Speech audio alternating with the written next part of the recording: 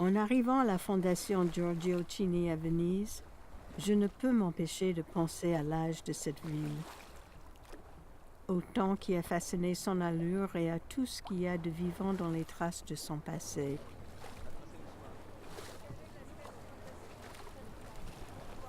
En arrivant à Venise, je sais que je vieillis, même si je ne me sens pas vieille. Mon esprit et mon corps n'ont pas le même âge.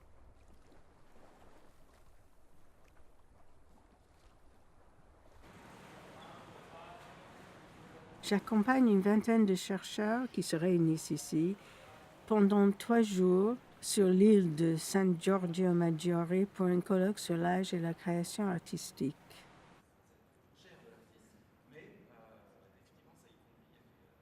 Ils sont historiens, philosophes, sociologues, artistes, neurologues, psychanalystes.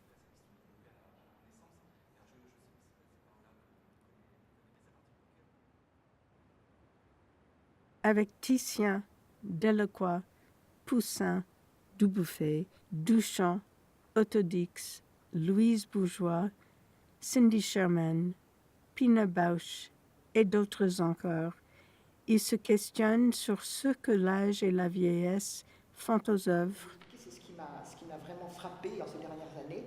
Une fois que Zhao Buki a eu quitté la peinture figurative, il y en avait une véritable aversion. C'est-à-dire qu'il ne voulait plus en entendre parler, que c'était quelque chose pour lui qui était terminé, à telle enseigne qu'il donnait des titres.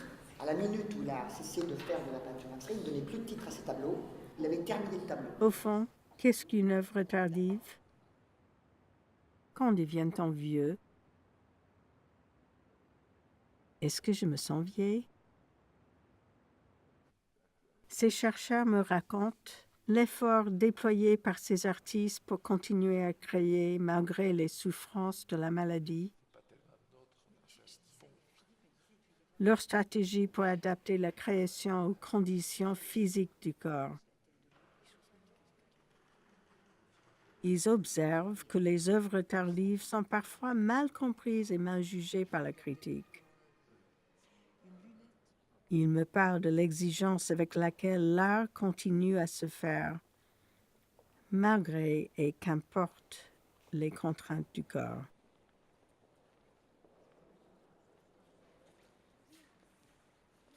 Dans leur élan créateur, ces artistes dévoilent des ouvertures absolument surprenantes.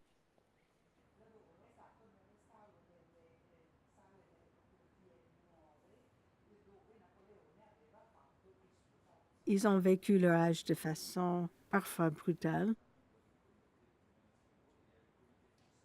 La vieillesse, disait Otto Dix, c'est de la merde, parfois tragique.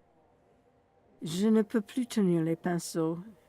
Je touche la mort du doigt, écrivait Poussin quelques années avant sa mort.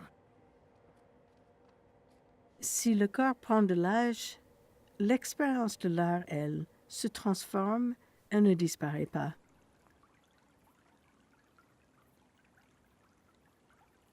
Venise aurait été le lieu de cette réflexion au prisme de l'âge des artistes, avec la possibilité pour nous de se regarder dans le miroir de leur vie